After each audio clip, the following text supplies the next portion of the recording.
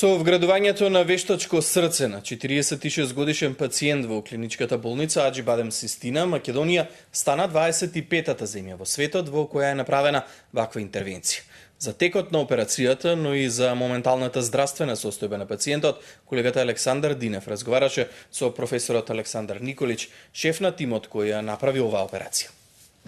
Професор Николич, за почеток, каква е здравствената состојба на пациентот на кој пред 3 дена за прв пат во Македонија му беше вградено целосно вештачко срце?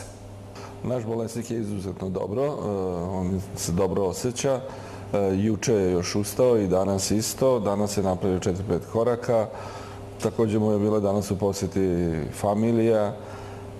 Sa njom je proveo 1-2 sata. Ručao je i sada se trenutno u popodnevnim časovima malo odmara, ali u perfektnom stanju. Што значи вештачко срце и како се прави ваква кардиохируршка операција?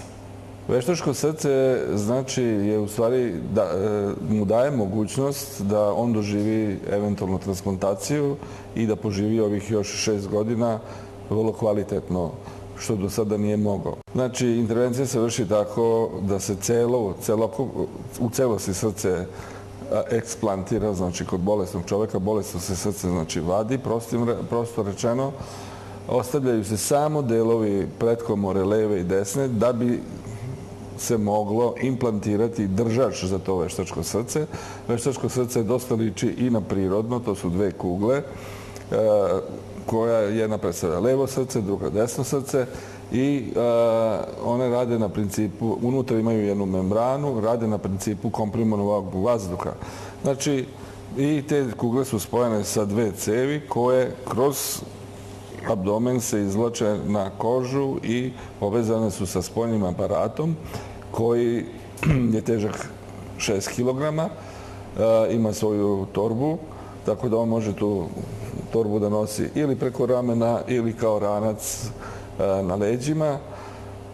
I tu u stvari znači, su baterije koje pokreću taj jedan kompresor koji ubacuje komprimovani vazduh i takođe ga izvlači. Znači, vrlo ovako jednostavno, ali eto, trebalo je to napraviti. Што значи овој кардиохируршки зафат за клиничката болница Аџи Бадем Систина, за кардиохирургијата и македонското здравство? Pa ja mislim da je ovo jedan veliki korak.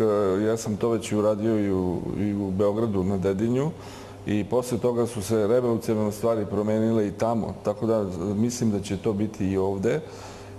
Prvo zato što, znači, mi ćemo nastaviti s ovim programom. Takođe ćemo raditi i pumpe, elvade.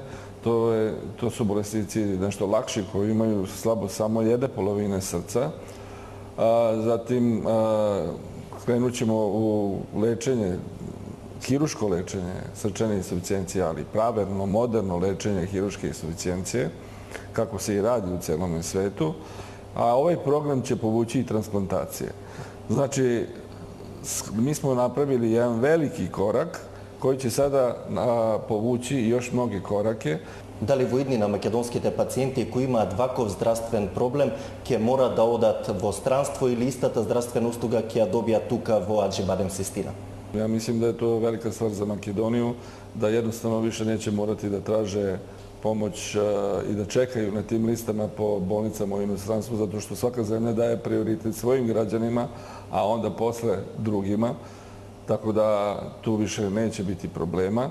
Zatim, to su izuzetno sigurno veliki računi, mnogo veći nego da se uradi ovde. Drugo, familija je pored bolesnika, znači svima je lakše. A ovo što je urađeno ovde, odmah da vam kažem, pošto Ađi Badem je veliki sistem, mi već imamo interesovanje iz naših drugih bolnica, znači koji pitaju u tom sistemu, da upućuju njihove bolesnike van.